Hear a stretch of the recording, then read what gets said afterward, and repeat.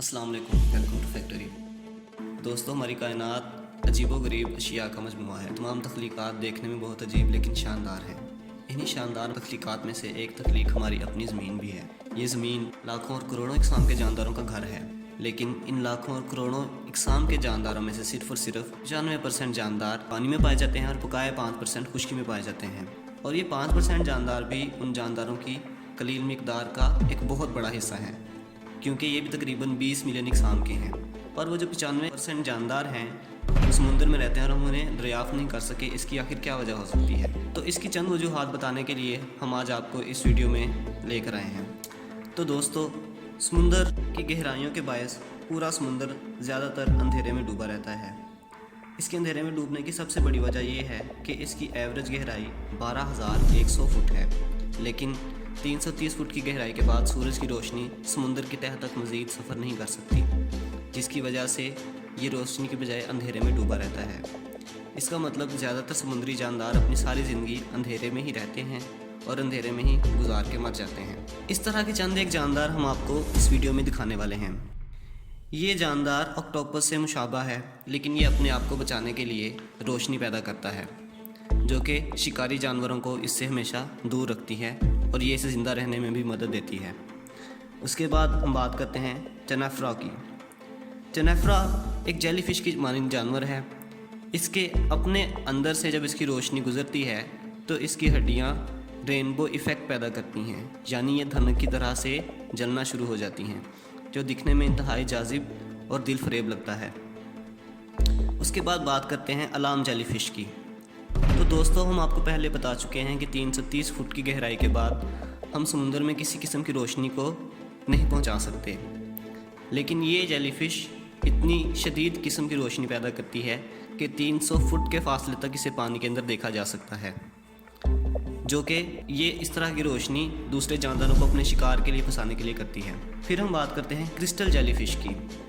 Crystal jellyfish calcium के इस्तेमाल से बहुत ही शदीद किस्म के झमाके पैदा करती है, जो कि दिखने में नीले रंग में बहुत ही ज़्यादा खूबसूरत लगते हैं। और इसके बाद आखिरी एक कीड़ा है जिसे हम टोमोप्टेरिस प्लांक्टन कहते हैं।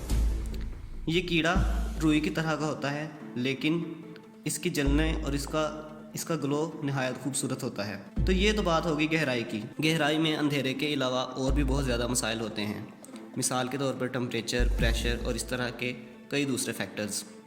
अगर हम बात करें प्रेशर की, तो समुंदर की इतनी ज़्यादा गहराई में, सबसे ज़्यादा गहराई में आज तक मापा गया प्रेशर 8 टन फी मुरबा इंच है। 8 टन फी मुरबा इंच का मतलब है कि 1 मुरबा इंच पर इस वक्त 8,000 किलोग्राम प्रेशर पड़ रहा है। मिसाल के तौर पर अगर आप इतनी गहराई में खुद चले जाएं तो आपको ऐसा एहसास होगा जैसे आपके ऊपर हमने 50 जंबो जेट्स रख दिए हैं और आप उनके वज़न से दबाए जाएंगे। लेकिन प्रेशर और अंधेरे के अलावा समुंदर की इतनी गहराई में हमें ज़्यादा टेम्परेचर और बहुत कम टेम्परेचर से भी ख़तरा है, क्योंकि इतनी ज़्यादा गहराई में जहाँ कहीं आतिशफशानी पहाड़ मौजूद होंगे वहाँ पर मौजूद पानी का टेम्परेचर ज़मीन पर मौजूद पानी से 4 गुना ज़्यादा होगा। ये बात साइंस के स्टूडेंट्स बड़े अच्छे से समझ सकते हैं कि पानी का टेम्परेचर 100 डिग्री सेंटीग्रेड से ज़्यादा नहीं बढ़ सकता, लेकिन ऐसी सूरत हाल सिर्फ़ और सिर्फ सतह ज़मीन के लिए है।